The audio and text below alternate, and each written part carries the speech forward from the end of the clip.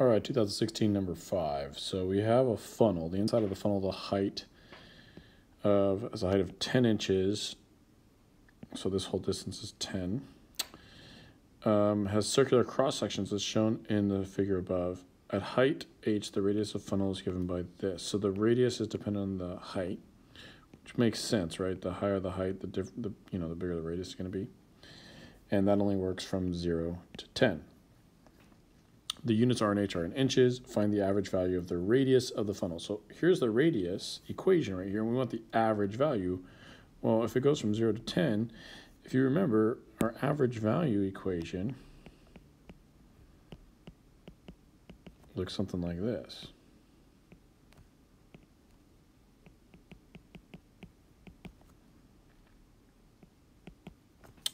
Right? We came up with that average value function. Now, that is technically Chapter 8, and here in the 2020 AP test, they're not going to be going over Chapter 8. But that would be the equation that you would need for Part A there. So we could do that pretty easily. So let's just go ahead, plug that in. It would look something like, basically, if I'm dividing by b minus a, the b and a in this situation would be 0 to 10, right? So this would be your a, this would be b. Well, 10 minus 0 is just 10. So I'm just going to write this as 1/10, the integral from 0 to 10 of 1/20th, parentheses, 3 plus h squared dh. If I evaluate that, I would get my answer. I would make it a little bit easier before I do that. I would move that 1/2 outside, so I can make that a 1/20th. Integral from 0 to 10, 3 plus h squared dh. So let's go ahead and take the antiderivative of this thing. Okay, so the antiderivative of 3, well, that's simple. That's just going to be 3h. So I got 1/20th. Use some brackets here. That becomes 3h. The antiderivative of h squared, that becomes h cubed divided by 3, bracket 0 to 10. Plug in a 10 and plug in a 0, right? So it looks something like this. 1/20th, bracket 3 times 10 plus 10 cubed over 3 minus parentheses. Now if I plugged in the 0, it would be 3 times 0 plus 0 cubed over 3. Now that doesn't really matter because that whole thing is just going to become a big 0. So what do we got here? I have 1/20th times 30 plus 10 cubed is 1,000 divided by 3. I mean, you could distribute that 20th, I suppose. Ah, I just realized that I copied down the equation wrong. This is supposed to be a 1/20th, not a 1/2. So when I bring out a 20th, that'll be a 200. My bad. Okay, so now let's go ahead and distribute that 1 over 200th. And I would get something like 30 over 200 plus 1,000 over 600. And we could reduce this. Let's just first get them both down to the lowest denominator. So if I was to reduce this 30 over 200, first thing I would do is just do that. So I get 3 out of 20. And over here, I could take out 100, so I get 10 out of 6. But then I could also divide that by 2, making this a 3 and making this a 5. So what do I have? I really have 3 over 20 plus 5 over 3. We can get a common denominator of 60. To get a common denominator of 60, I'd have to multiply this one by 3, and I'd have to multiply this one by 20. So that's really like saying 9 plus 100. So I have 109 over 60. That's my average value. That's a 0 there, by the way. 109 over 60 is my average value. And I believe the unit there is inches because it's just simply is wanting the average value of the radius, and they said all the measurements are in inches. So it would be 109/60th inches. Okay, so that's part A. Let's talk about part B now. Now it says find the volume of the funnel. Okay, this again is Chapter 8. Finding the volume is where we're going to need to take this radius and spin it. And remember that you could use the disk method. And so the disk method looks like,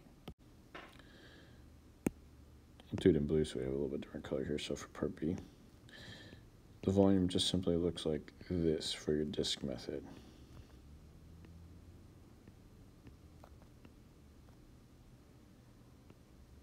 Right?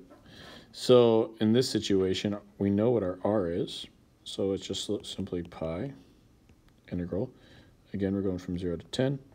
The radius, I'm going to put in parentheses, is 1/20th 3 plus h squared. And then we're going to have to square, that's the radius, we're going to have to square that whole thing. And now,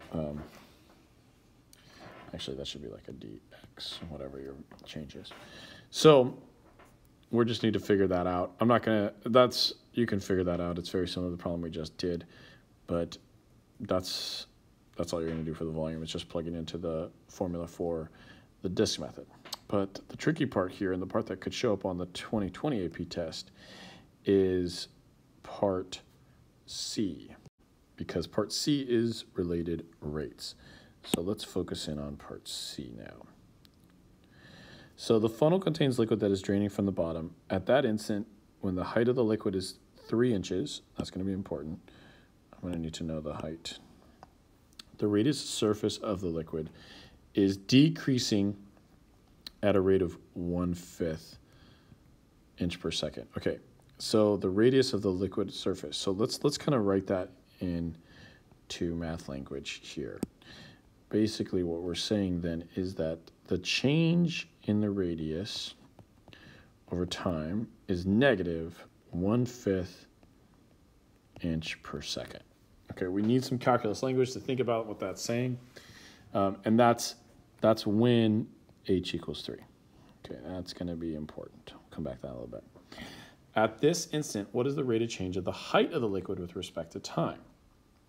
So what they're asking basically is, what is the rate of change in height at that point of view? Well, we already have this equation up here, right, that we know relates radius and height. So we just need to take the derivative of this and then plug in our values. Let's keep in mind that we're going to have to use some chain rule here. So I'm going to rewrite this equation up here in a way that I think is a little bit easier to use. And that way is that I'm going to distribute the 1/20th. So I can make this 3/20th plus h squared over 20. And now that just makes it just a little bit easier to deal with, especially when I go to differentiate this now. Because if I take the derivative of this with respect to time, right? So I'm going to make this dr over dt. What's the derivative of 3/20th? Well, it's just 0. And you could also think of this part here as 1/20th h squared. So what's the derivative of that? Well, that would just be, you do 2 times 1/20th or 2/20th h. And then you're going to have to tag on the chain rule, which is dh dt, which, hey, that's what we're trying to find, isn't it? Boom. Okay, so let's plug in what we know.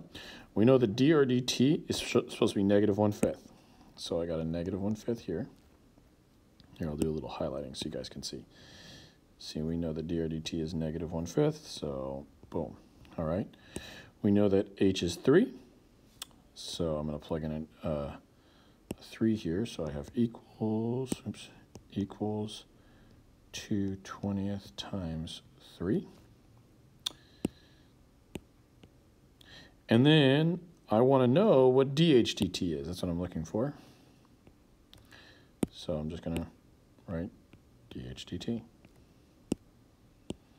So, okay.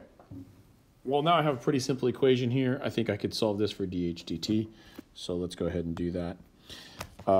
First thing I see is that I'm going to multiply 2 and 3 together. Actually, first thing I see is I'm just going to reduce this to 1/10. So really what I have is negative 1/5 equals 3/10 times dh dt. If I multiply both sides by 10/3, I'd get a little bit simpler equation here because these would cancel out. 10 times negative 1 is negative 10. 3 times 5 is 15. Obviously, that reduces to negative 2/3, and that should equal my dh dt. The units there would be, again, everything's in inches, so I'd say inches per second because I believe that's the units they gave us. And that's it. So that's simply a related rates question. No big deal there. Just got to take the derivative and plug it all in. All right. that's really the key part there is part C. A and B are all from Unit 8, and they're not supposed to be on the 2020 AP exam.